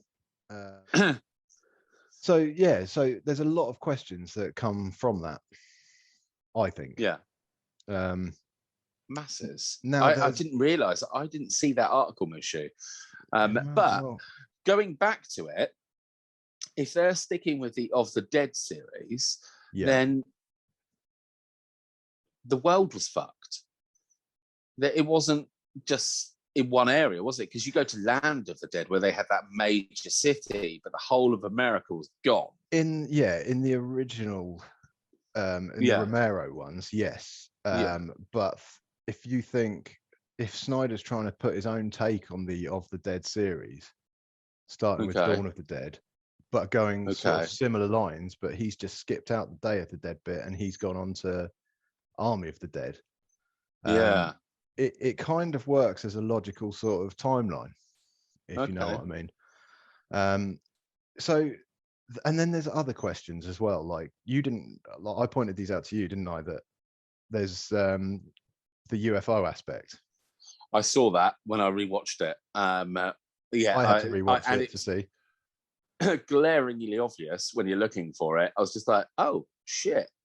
Now, Yeah. for listeners or viewers out there, the very opening scene, you've got a convoy leaving Area 51, and as they're leaving in the sky, there's 2 UFOs that just zoom off. Yeah, just glowing lights that just fuck off instantly. Which could be so weird. A meaningless Easter egg that he's thrown in there, or it could be something more telling, more suggestive, saying that could it be that this has got some sort of alien basis to it, or there's alien technology in use, or something along these lines. Because I mean, the zombies in this, if you've seen it, you won't need to be told this. If you haven't seen this, you shouldn't really be listening or watching to this bit. But the zombies in this have got a distinct hierarchy, in that you've got the shamblers, which are the normal traditional zombies that we know and love, just scoot around all day, doing nothing particularly apart from eating people. Then you've got the alphas, who are a lot faster. They have cognitive ability, so they can think. They can. Interestingly, they can reproduce. Yes, they put that in right at the end, didn't they? Yeah. I mean, sorry, Mushi. No, that's all right. I mean, are you all right? That red shit. It's COVID. Yeah. So they can reproduce as well. Now you've got colour vision. That fetus didn't look even remotely close to the right colour, in my opinion. It didn't look healthy. It was very dark blue and dark red and blacky sort of colour. I mean, let's face it, it looked dead. Which I don't know how it works. To be expected. If you've got a dead mummy and a dead daddy who love each other very much, then you're going to end up with a dead baby, I guess, or a zombie baby. But the question then arises, like, why would it die when the mother dies? If it was already dead, wouldn't you have to destroy its brain as well? Isn't it? It's a rabbit hole all of its own. Like, I don't even want to think about how that works in terms of lubrication and stuff like that. Lubrication, fuck's sake, Mushu. Well, they're the whole of Las Vegas. The amount of strip clubs they've got there, I bet they've got baby oil coming out their eyeballs, Mushu. I mean, I don't think that's very true. Maybe it's not a problem. But it's just not the sort of thing you'd expect, seeing the king of the zombies walking down the road with a bag full of fucking baby oil. Sends one about which translates to "Hop to the pharmacy and give me some KY, will you? I want to procreate." So you've got the aliens, and then you've got the fact that they can reproduce, which is again. You've got the hierarchy system, which again is not consistent with normal zombie films. No. And then you've got the robot zombies as well, and this is the one that's really confused me. Now you said robot zombies. Now I saw glowing eyes and bits like that, but I didn't like put them in my mind as them actually being robot zombies. No, neither did I, until I saw a still from it. Okay. But there's several scenes, and I noticed several scenes on the first watch through where certain zombies will have blue eyes that glow. Okay. And it's normally when there's a big crowd of them. And it's never a prominent zombie. It's always one sort of towards the back or lost in the crowd that will have the glowing blue eyes. But there's a scene where they're down in the vault and they're being attacked. And the lead character, David Bautista, I can't remember what his character's name is. He shoots one in the face. Drax. Yeah, why not? But he shoots one of these zombies in the face, and when it hits the floor, for a brief second, the skin's gone from its head, and you can see it's metal. It looks metal. It's grey. It's shiny. It's not bone. It's metal. Am I going to be able to find a picture of this online? Possibly, quite possibly. Okay. Yeah. Well, if I can, now. There you go. If not, I'll find one and I'll forward it to you. So yeah, because I want to see that, because I didn't pick up on that at all. I got caught up with the action, because that particular sequence you're talking about was frenetic. Wow. Yeah, that is one way of describing it. That, oh my God, the elevator bit where he's like just about to get back with that woman. brilliant. Yeah, So, well, again, I'm not going to say that bit out loud, but that was fuck, man. That took me by incredible, yeah. surprise. Yeah, very much so. Yeah, Snyder's got game, hasn't he? He has, yeah. And this is the problem is that he picks up on everything that people are saying about his films. He watches very closely the comments and the scrutinization that happens with his films. And I think he's a bit of a dick with playing on rumors, if you know what I mean. Like, okay. So people will put rumors out there and he'll be like, well, I'm not going to say for 100% that's the case. I'm not going to say it's not. Oh, and you think, like, brilliant. well, that's helpful. But he's suggested as well about the robot zombies. You know, maybe there is a little bit more to some of these zombies than just flesh and blood sort of things. Motherfucker. Yeah. And so then you're thinking, like, why are they there? Current theories are that they're failed experiments that have also been that have also escaped. I don't go with that one though, because why would they end up in Vegas? Surely they'd end up somewhere else. Yeah, and how would they have got there? Because they were on the outskirts of Vegas, weren't they? Area 51 isn't in Vegas. It's well, I mean, it's just not in Vegas. The theory I like is that the military were experimenting, trying to create weaponized zombies, and some of their experiments have been in the form of cybernetic zombies. So not entirely robot, but like trying to bring back dead people through robotics and stuff like that. With limited success. That's the best idea, isn't it? Is putting a metal exoskeleton over the skull of something. This is the American military we're talking about here. They're not known for their genius. Yes. Okay. No, that's a valid point, Mushu. Yeah. So they've got these zombies which aren't really doing what they need to, but chances are, if they've got robotics, they've got some sort of Wi-Fi transmitter or some sort of monitoring system in them. So some bright spark has thought, why don't we chuck them in with the general population of zombies? Because they're dead, they won't be noticed by the other zombies, and that way we can monitor what's going on inside the actual thing. Okay. Question. Yep. The alphas were obviously the ones who spearheaded the attack, weren't they? Yeah. When they had like 90 minutes to evacuate or some shit like that. Yeah. Were those? Well, they must have been, actually, based on what you just said. They would have been with the alphas then, wouldn't they? No, not necessarily. Oh, okay. Did the alphas like amass a bunch of normal ones? Because the way it works is, if Zeus bit you, you're an alpha. Yeah. If an alpha bites you, you're a shambler.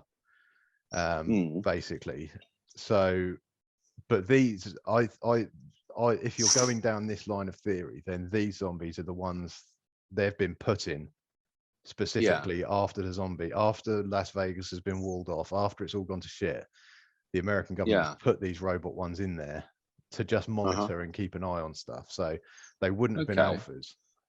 They would have just been but that's what I was wondering. That surely the alphas can all, because we saw them, didn't we, around the pool? They had like their meeting place. Yeah. When Zeus came out, and then he had all the alphas, and then all the shamblers were just elsewhere. But when they were attacking, it felt like there were a lot more alphas, a lot more attacking than what we saw of the alphas. So if those robot ones were with them, I'm just like, well, wouldn't they notice? Maybe not. I mean, if they're dead anyway. Yeah, I mean, that's fair. They seem to rely quite heavily on sense of smell. Like, you see them sniffing quite a lot, don't you? Sniffing the air and stuff like this. So who knows? Shit. He's created an entire universe that could be amazing, can't he? Well, of course, the ending as well was absolutely mind-blowingly good. That's the thing. I called that when I was watching it. I was like, oh, he'll be all right. You know, that Vault will be fine.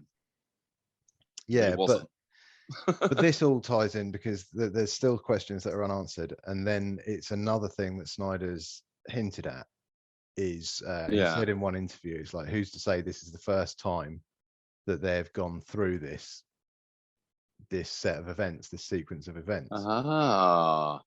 And eagle-eyed viewers will Oh, have noticed that course. the people that are dead, the dead bodies that they find by the vaults when they first go in there, are wearing very, very similar clothes Oh, one of to, them's got the same necklace on, hasn't she? not the same, and there's a very I thought important difference. it was a key on a necklace, though, wasn't it? Yeah, the one that on the dead person has Yeah. got 3 holes in it. The one that the woman's Okay. wearing has got 4 holes in it. Oh, Right? 4 for temp then. And this comes up quite a lot because there's little things like when Dieter shoots the zombie, he's like, I shot her 3 times. He's like, 4 times. Like that. Like, could that be a hint towards the fact that this is actually the 4th time that they've tried it? And there's a whole time loop thing maybe. going on because what's his name? The guy with the black sword. guy. Yeah, he goes through that whole diatribe about are we just caught in an infinite time loop? Is Tanaka? Yeah, the he's a devil? philosophist, though, isn't he? They at the very Yeah. beginning when it shows him, it does a kind of like a top trumps card of everyone, Yeah, like that's special skills and stuff. And Brilliant, by the way, he's yeah. holding up. He's like, yeah, it was so good. Yeah. Everything about that film. It was. I mean, it, not the best film that I've ever watched, but the more I think about it, the more we talk about it, the more I'm like, oh yeah, I am actually looking forward to having another watch of it. Yeah. Because there were just little bits that were great. But yeah, his speech that he gave when did he say Dieter? The German I think fella. it's Dieter, Yeah, when he's there looking at the gate, they're like, "Oh, all he's managed to do is fuck up the keypad." That speech he gives, I thought was fantastic. I really enjoyed it. And there's other little things supporting that as well. Like obviously with the clothes on the dead bodies, you've got one of them's wearing the bright Hawaiian shirt, like the main character. One of them's got the necklace. And then you've got it was also noticed that when they're fighting their way through the actual casino, sitting at the table in the casino, there is also a group of corpses wearing very, very similar clothes. So really? Could it be that every time they've tried it, they've got a little bit further, and this is the one where they've actually managed to get to the vault? Which then suggests that the epilogue, because I don't know if you've noticed, but you didn't see Thingy get bit, and there was very little opportunity for him to get bit. Also, the time between him leaving Vegas and then ending up where he ended up was ages. And everybody else got bit and turned within minutes. They were like really quick bites. Now, I mean, potentially his bite wasn't that bad. So, I mean, it wouldn't have killed him and maybe you have to die first. I mean, we don't know the law because it's a totally new universe, but... No, but it doesn't really make sense. It doesn't fit with the film, which for a director like Snyder doesn't make sense either, because he likes... traditionally what he does in his films is he sets up little treats for sort of way down the line in other films and stuff like that. Yeah. And so there's now a school of thought that when you see that guy coming out at the end of the vault, coming out the end of and he's got his bite and everything like that, that's not actually the same timeline that we watched in the whole film. That's potentially a 5th timeline. And like in the 4th timeline, he died in the vault or whatever. In the 5th timeline, he's managed to escape but got bitten. I hadn't even thought of that, Mooch.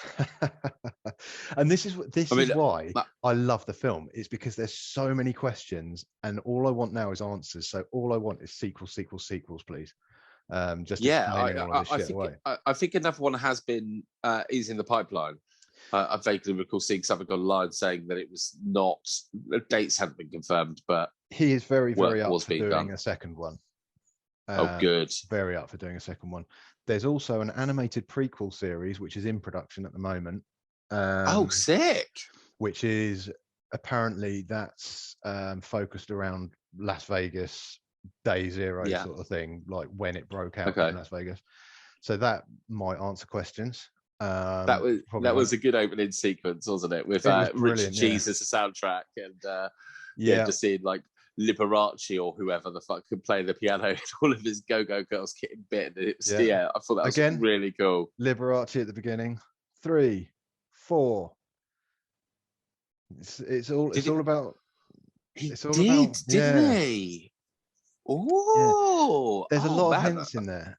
You know, Yeah. the numbers 3 and 4 come up quite a lot, suggesting that Huh. potentially there is a time loop thing going on here. Which, let's face it, it's not the wildest. If you can believe that there's undead things running around, you can believe that.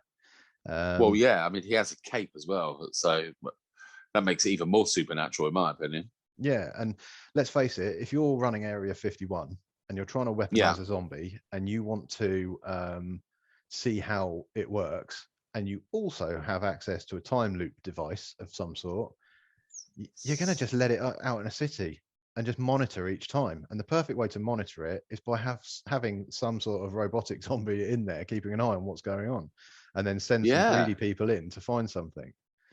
Oh, it feels like it would make a really good TV series. Yeah, If potentially. half of what you've just told me is relevant and accurate to the actual future stories, I mean, that would be amazing. Yeah, it really would. Because Interestingly as well, there is also in yes. production a film focusing on Dieter, the German safecracker of all the characters. He was a brilliant character. Though. I really enjoyed him. But this film is not a zombie film. It's a prequel again. It's about his career as a safecracker, but it is set in the zombie universe. It's not a zombie film, but they are aware that zombie things have happened. That's all he's released, but that to me in itself tells me quite a lot in the fact that it has to be a follow-on from Milwaukee, because if it's set before the Las Vegas events but they are aware of zombies, it has to be the Day of the Dead, the Dawn of the Dead events that they're aware of with the zombies. So it has to be a continuous story that goes on, in my eyes. He's trying to do a bit of a fucking M. Night Shyamalan Ding Dong thing, isn't he? He does one film, then waits 15 years, does another film, and they tenuously link, and then he comes out with a banging fucking like conclusion where they all come together. Yeah, and if I know there was another one, but yeah. Oh, yeah, fucking right! I'm excited for it. Yeah, but that's why I wanted so much for you to A, watch it, and then B, talk about it, because there's so much about that film. Because if you just watch it as a normal zombie film, it's kind of wishy-washy, a wishy-washy, mismatched load of bollocks, which is just like a lot of guns and zombies, and it's an alright film, but you wouldn't want to watch it again. But there's a lot in it as well that is awful. Yeah, I can see why people wouldn't like it. Like his daughter going in, she's like, "Oh well, I'm going to go and find my friends," and she goes in there. She has a little bit of time to prepare. She still goes in just a tank top. I mean, put some shin pads on your arms at least. I mean, just little things like that. I'm like, you know about zombies. You've been working that wall for 5 years. Come on. Just like little bits like that. I was just like, it kind of takes it away from me. Do you know the biggest thing for me, the biggest annoyance for me about that whole film was when they first enter Las Vegas through the wall. Yeah. And there's all the dry, emaciated corpses like piled up, and they've all sort of crisped up. Yeah. Like, these are the stupid ones that don't get out of the sun. And then she says, "Yeah, believe me, you don't want to be here when it rains." And I was like, I want to know what happens when it rains. And I would have put money, Mushu. Yeah, I would have put money that there was going to be a big fucking storm. I did, yeah. The way it ended, I thought it was going to end with a rainstorm or a tornado or something like that, and it was going to become carnage. But yeah, I was disappointed that it wasn't. But at some point, someone's written that into the script, so that it's got to be important in some way, shape, or form. Because otherwise, you wouldn't just say it. You'd just be like, "Yeah, these are all the zombies that just dried up and crisped up in the sun." Well, it's just signposting for future events, isn't it? Let's hope so. I genuinely, I think it will be. I mean, it was trending on Netflix for a good few days in the #1 position, wasn't it? I just think after we put this out, everyone's going to watch it again just to watch all these bits, Mushu. Oh, they'll have thousands of viewers extra. Yeah. But we should also mention, just very briefly, what was your thoughts on Shiva? Shiva, the cat? Yeah. I was hoping we weren't going to bring the cat up, actually, because I found I'm not big on right, it's gonna be a mildly convoluted. I read a Brian Keane zombie series book years and years and years and years ago. Okay, Right. and in it you had zombies, and those zombies could also infect animals.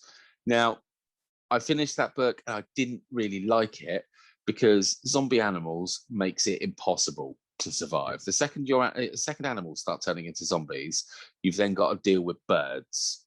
Have you seen a murmurization, or what do they call it? Murmurations? You know, when a lot of them fly around. Yeah. I know what you mean. Yeah. So imagine that with seagulls, zombie seagulls. Yeah. This is why I don't like it when it can cross from humans into animals as well. I'm like, well, that's the whole world fucked then.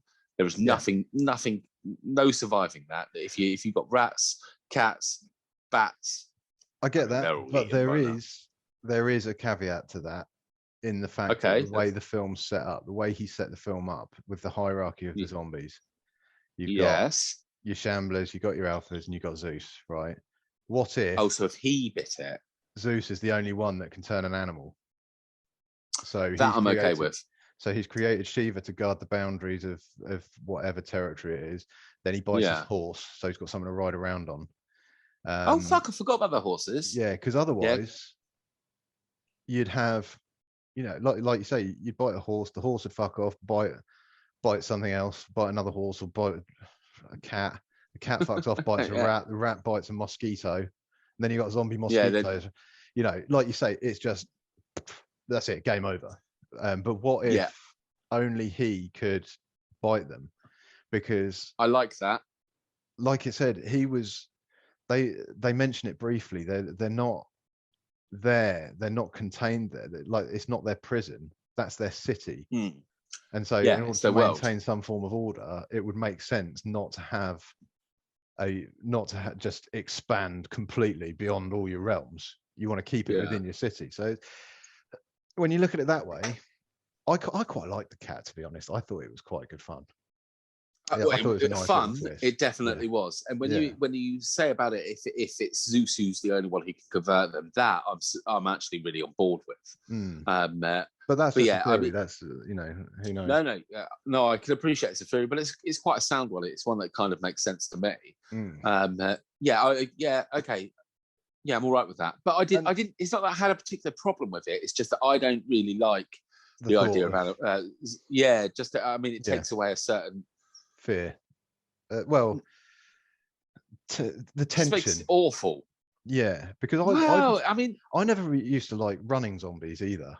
Because for me, the fear and the stress that were involved in just slow, shambling dead things constantly moving towards you was what made it terrifying. And the moment they run, it's like, well, I'd just be fucked then. I'd like to think that I'd stood a chance, if you know what I mean. Original George Romero ones, I reckon I'm above 50% chance. I reckon I'd last a good week or something like that. Well, if you last a week, you're probably going to last 2. And if you last 2, you've got a month and so forth. My enthusiasm really runs low after a week. I'd probably just be like, oh, is it really worth it? Just go on. It would just become the new job, wouldn't it? It's like it would just be what you do. You just get into the habit of it really, really quickly. And you're like, oh, that's just what I do now. I just run around smashing zombies up. Yeah, I guess it would. Yeah. Okay, so. Well, I like to think it would be. Well, I guess that's the film thoroughly discussed. Again, please do post if you've noticed anything, if you've got any theories of your own, if you liked the film, if you thought it was shit, let us know what you thought of it. I am genuinely interested to hear other people's opinions on it. Did you have any particular favourite bits? No. Oh no, I've got. Did you have any particular favourite bits? Because a couple of bits really stood out to me, and I just want to know if they're on par with what yours were. I was quite a big fan of. I like the action side of it, and I liked when like the bit down in the vault. That was great. Yeah, the vault bit was good. And they were strong though. They were too strong. There's a great bit at the beginning. I think it's in the beginning montage when the guy gets on the 50 cal gun on top of the truck, just turns around and just obliterates loads of them, and they all just turn into pink mist, and you just got like legs standing there. Oh fuck it, yeah, I'm all about that.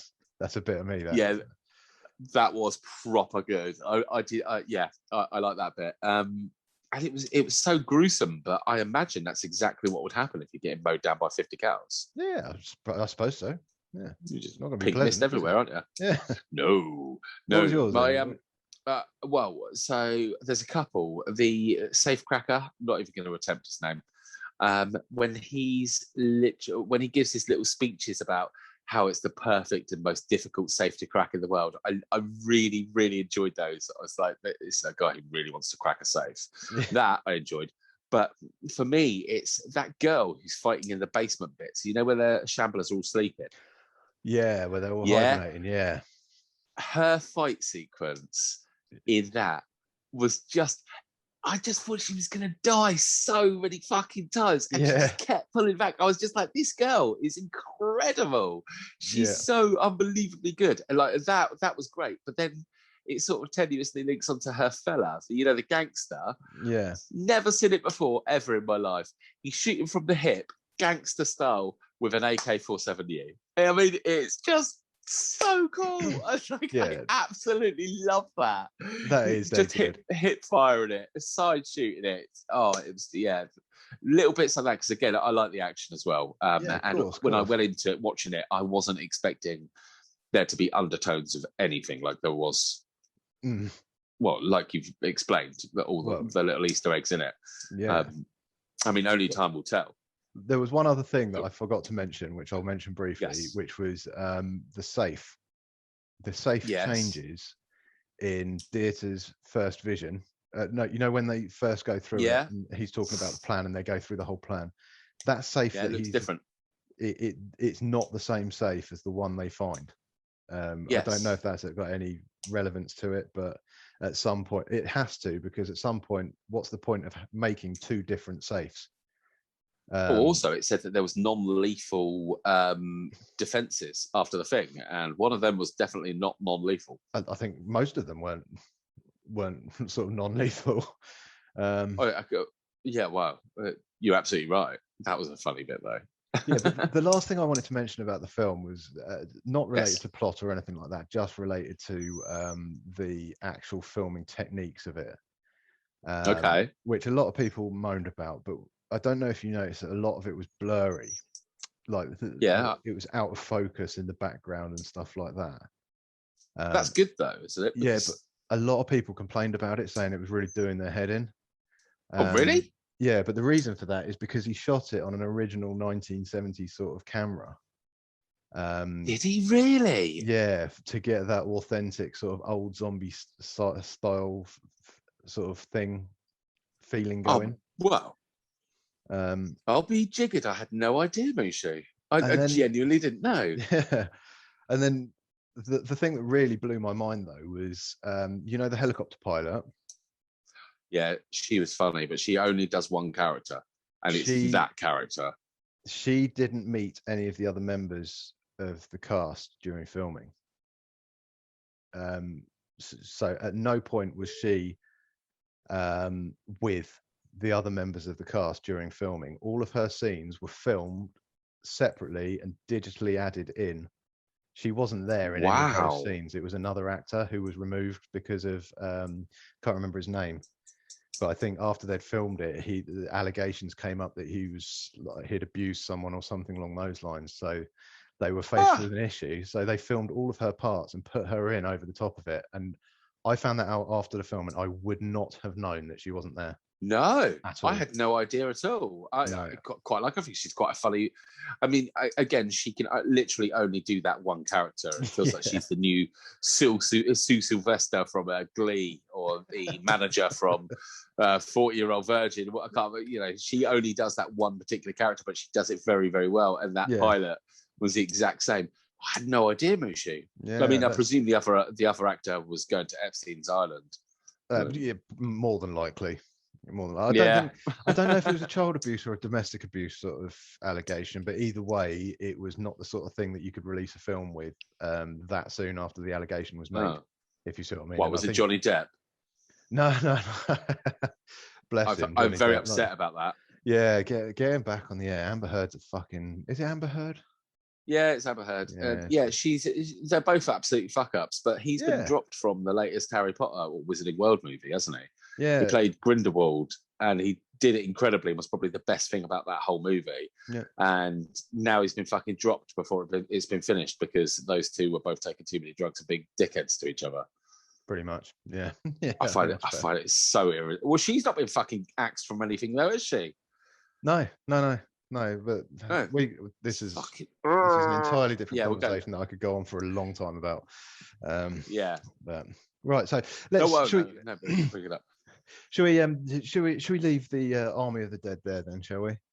Yeah. Let's drop that because I've got a question. You told me to remind you about a serious concern, which is leading us tenuously into what we're going to do next. Yeah. So we've been talking some time about challenges, doing challenges here, and one of the challenges we came up with was the surstrumming, if you remember. Yeah. But we need to be able to be with each other for that. I've got an issue with it. Oh, it's not popped, is it? I think it's about to. The expiration date on it is February 2012. And it's 2021, February 2021, which is obviously just gone. Fuck it, that was 4 months ago. The can now is buckling. It's popping out. It's expanding. We can't eat that, Mushu. No, we can't eat it, but I'm very, very concerned that it's going to explode at some point and my whole apartment's going to smell like fucking death. Can I make a suggestion? Yeah. Remember your old place of work? Is there a raft you could maybe put that in? Just as an idea. A little bit of covert ops. I would never stoop so low, but I do have to get rid of it somewhere. Yeah. Man, I'm not kidding. It looks terrifying. It's like sitting on a fucking time bomb. It could go off at any point. Get it out of your house, and we'll have to arrange. I think I'm going to try and come over in August. So yeah, we'll have to do something. One of them, maybe get some of those fermented eggs. Oh yeah, 100 year eggs. Oh. Yeah, they're like fermented duck eggs, aren't they? Something like that. Yeah.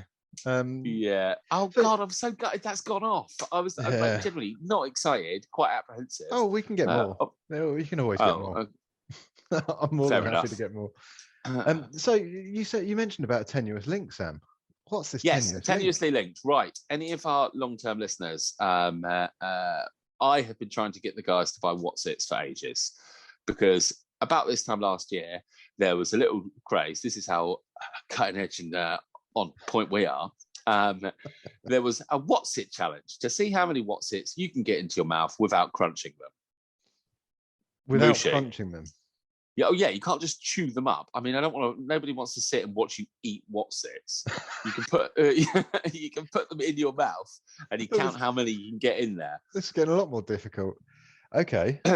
Otherwise, it's eating, Mushu. And, well, that's what I thought. I was like, yeah, I'm going for that. And I seem to remember you saying you actually had some Whatsits. As it happens, yeah. I am in possession of them. Other brands are available. Now, my problem with this is one, I hate Whatsits. And two, this is a good challenge. I've got an ulcer. so if I can only fit like 3 or something in my mouth, that's my excuse, all right? Okay. So who wants to go first then? Well, first things first, Mushu. Hold a Whatsit up. I just want to make sure that these look like Whatsits. So they're the same size. They're not, look, normal size. I think you should go first because you have the or do you want? How competitive are you feeling, Mushu? I'll do it first. I'll go first. Okay.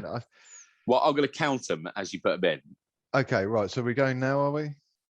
Yeah, go for it. Right, Whatsit challenge? Go, Mushu. You're up. 1, 2, 3, 4,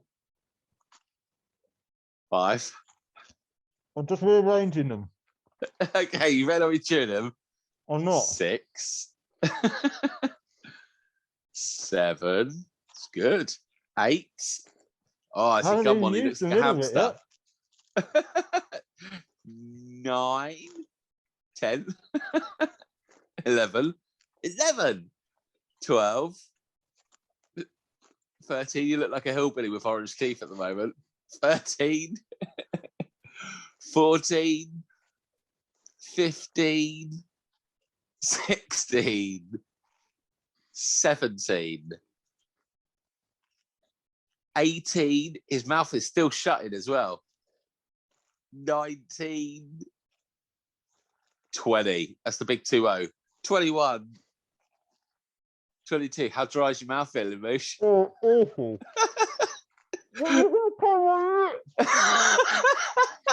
Is that 22? 23. So 24. 25. Holy shit, Moosh. 26. This is a whole packet. 26. You sound like you're underwater. Is that it?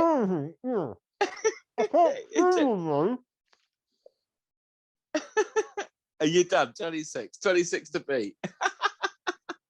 Oh. Well done. How's the ulcer? I never thought that would cause me so much pain.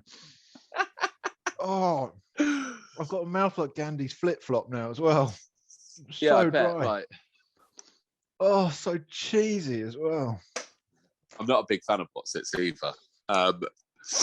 Funnily though, so obviously I bought a pack of Botsits to do this challenge like a year ago, and I kept hold of them because, well, I thought we would eventually get around to doing the challenge, and I held on to them for so long they went off, so I had to throw them away. You're trying to 26. guilt trip me. If you're trying to guilt trip me about your off what's it, so it's not working. I don't care. Yeah, no, it's absolutely fine. Right. Okay. So this is Sam's attempt at the what's it challenge. I'll count along. Okay. Ready when you are, mate. 1, 2, 3. He's going for the cheek stuffing again. 4, 5, 6, 7. Oh, just rearranging. 8, 9. You worry about stuff in your face. 10. Oh, no, it doesn't count. Cheat. 10. 11. 12. 13. Oh, he's struggling. 14. 15. 16. 10 more to go to beat me. Oh, fucking hell. Come on, you can do it. 17.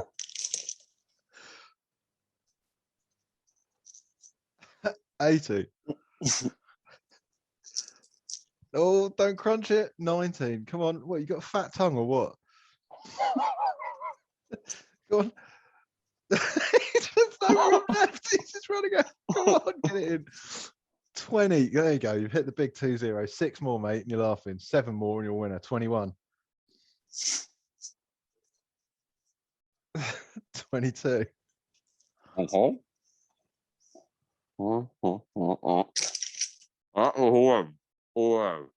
Yeah.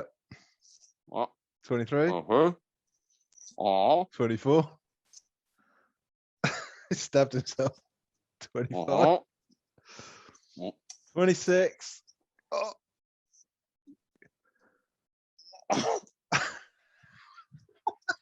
That's the breaking point. 27. 28. Oh. 29. Can you close your mouth though? It's close.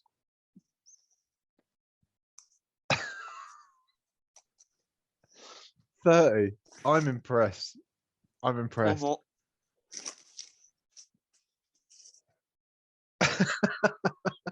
And now there's just going to be a big explosion of cheesy powder in a minute. I just breathed what's it powder. Well, That was horrible. I will just point out that was your idea. My ulcer's killing me. Yeah, I now know. as well. I'm a bit annoyed that you beat me though. We might have to do a rematch on that. Might have to put some practice in. That's why I put some extras in. I was like, oh, I don't want to just go one above. I'm going to try and get a 30. Fuck me. Yeah. Ugh. Yeah, not a big fan of what's it, mate. No. Anyway, I win. win that one. Yeah, annoyingly. No, but it's all good because we're going to have to do the Strimmer one. Yeah, we will have to do that at some point. Which will make that seem like, I don't know, water from the Make that seem like rivers of Babylon or something. I don't know. Ooh. Yeah, that'll seem really fucking nice. Yeah, I couldn't think of something. I was good. Do you know what I did think of? And I was like, nah, I don't think many people would like that. I was gonna say that'll seem like an angel spitting in your mouth in comparison to the Struggaboom stuff, but again, not entirely sure that's a nice thing. Until it's happened, I guess you don't know, do you? Yeah, that's true. Yeah, all right, that was horrific. I'm really glad we did it. It's taking a year to do. Thanks for that. I've never felt so good. My mouth is so cheesy right now. Everything, my lungs feel cheesy, Mushu. That last time when I tried to crunch down, it was just like whoosh, all inside me. But yeah, you can pick the next challenge because I picked that one. Yeah, well, if anyone else has got any ideas for a decent challenge, let us know. It's always good. I've got to try and beat Sam on something now, so any suggestions are always. You've set the bar now. You see what you've done is I've laid down the gauntlet. It's annoyed me. Yeah, you just slapped me in the face with your gauntlet, and I want to win at something. So yeah, any ideas? Let us know. Yeah, preferably not stuffing crisps in our mouths. If ideally, but although yeah, it's probably one of the better things to stuff in one of the better places. Yeah, it's true. Yeah, because I don't really want to have a competition of stuffing grapes up my bum if we can avoid it. This is the arse cactus competition. Oh, anything's a dildo if you're brave enough, Mushu. Indeed it is, mate. Indeed it is. Oh, God. Well, on that disgustingly cheesy note, should we wrap this one up? I'm not entirely sure how long we've been going, but it feels a while. But that could just be because I've just stuffed 30 Watsits in my fucking mouth. That's quite impressive. Quite impressed with your mouth capacity there, to be fair. I don't think anyone's going to be surprised at all. I wonder what the world record is. Oh, damn. We should have looked that up before we did it. Yeah. Yeah, well, let's wrap up then. I'll let you do the honours. Well, thank you ever so much for listening or watching. Check us out on all major platforms. I believe the audios are actually going up fairly quickly these days. Usual time on Friday, 6 a.m. Like, subscribe, tell your friends. And we should be doing the soundtracks of our lives as the next one. I mean, that sounds really gay now. I've just said it out like that. Not that it has anything to do with sexuality, but I mean, we're going to do a music-related one with certain categories. Probably do. Like, I like the Now That's What I Call Pacifist podcast. That's it. That's what we came up with, wasn't it? When we were having a chat about that. I like that. We will be now doing that's that what I shortly. call Pacifist podcast. Perfect. Shut up, dickhead. And yeah, thank you ever so much for listening and bearing with us. Always appreciate it. Thank you very much. Until next time.